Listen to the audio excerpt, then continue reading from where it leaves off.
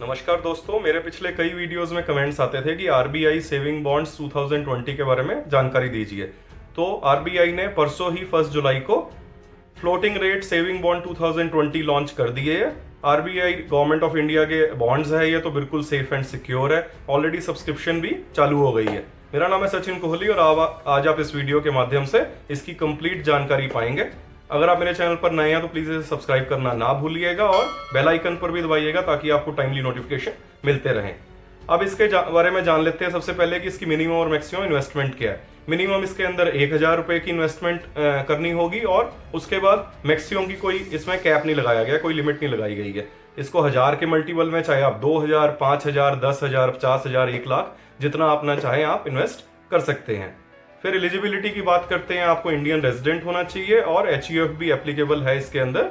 NRIs के लिए ये चीज एप्लीकेबल नहीं है बिल्कुल भी। सबसे बढ़िया चीज, एज की इसके अंदर कोई ब्रैकेट नहीं दी गई है, मतलब कि आप चाहे 20 साल के हों, 30 साल के हों या सीनियर सिटीजन हो, कोई भी इसके अंदर अप्लाई कर सकता है।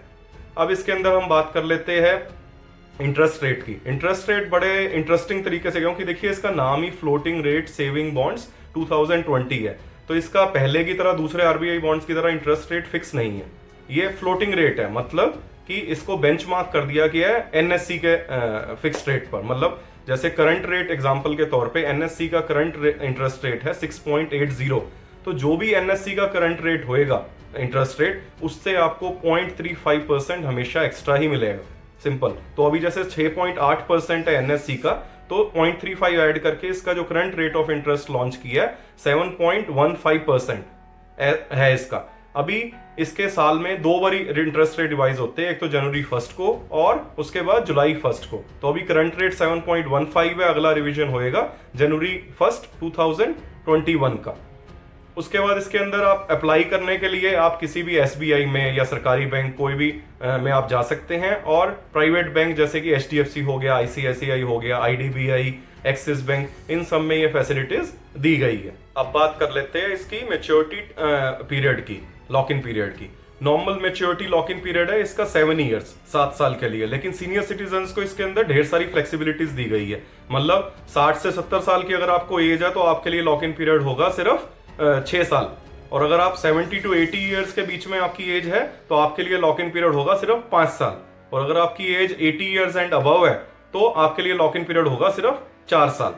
अब इसका इंटरेस्ट पे आउट की बात करते हैं कि मतलब जो भी आपको इंटरेस्ट इसका आपका बनेगा वो आपको साल में 2 बार क्रेडिट हो जाएगा, 1 जनवरी को और 1 जुलाई को। इसके अंदर मंथली पे आउट ऑफ इंटरेस्ट की ऑप्शन नहीं है, आपको इंटरेस्ट लेना ही पड़ेगा अपने आप, आपको ऑटोमेटिकली साल में 2 बार क्रेडिट हो जाएगा। और लास्ट में डेफिनेटली जब भी मेच्योरिटी पीरियड आपका खत्म होगा तो जो भी आपका अमाउंट, जो प्रिंसिपल अमाउंट आपका जो है वो आपको पूरा मिल ही जाएगा डेफिनेटली। आप इसको आप इन आरबीआई बॉन्ड्स को सिंगल होल्डिंग में भी रख सकते हैं, ज्वाइंट होल्डिंग में भी करा सकते हैं, और इसके अंदर नॉमिनेशन फैसिलिटीज भी अवेलेबल है। लेकिन ये जो बॉन्ड्स हैं इनको आप लोन की तरह कोलेटरल यूज नहीं कर सकते, मतलब इन बॉन्ड्स के अगेंस्ट आप लोन नहीं ले सकते। अब टैक्स बेनिफिट्स की बात करें तो जो भी इसका जो इंटरेस्ट इनकम है वो आपको टीडीएस कट के ही मिलेगा, और जो भी इंटरेस्ट इनकम है उसका आपको टैक्स पे करना पड़ेगा आप जिस भी इनकम टैक्स स्लैब्स के अंदर आते हैं। और जो आपकी इन्वेस्टमेंट की गई है उसके ऊपर भी टैक्स बेनिफिट नहीं है, मतलब कि no tax benefit on the investment and no tax benefit on the interest rate income also. अब मैं आपको RBI floating rate saving bonds 2020 का कंपैरिजन बता देता हूं। जो पहले आरबीआई बॉन्ड्स थे, मतलब आरबीआई टैक्सेबल 7.75% सेविंग बॉन्ड्स का comparison. Anyways RBI taxable bonds 28 मई को बंद हो चुके हैं, तो कंपैरिजन मीनिंगलेस है, बट फिर भी आपको एक क्वेश्चन दिमाग में आता ही होगा।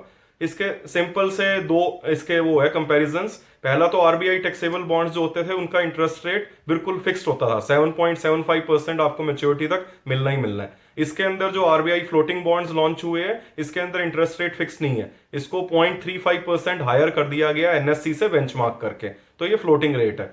दूसरी चीज, उसके अंदर जो होता था आपको कुमुलेटिव इंटरेस्ट रेट का ऑप्शन मिलता था आरबीआई टैक्सेबल बॉन्ड्स में, मतलब अगर आप चाहें तो आपका इन्वेस्टमेंट अमाउंट और टोटल इंटरेस्ट अमाउंट आप मैच्योरिटी के टाइम एक साथ निकाल सकते थे। इसके अंदर ऐसा नहीं है, इसके अंदर आपको साल में 2 बार इंटरेस्ट रेट आपको क्रेडिट होगा ही होगा, मतलब इंटरेस्ट आपको लेना ही पड़ेगा।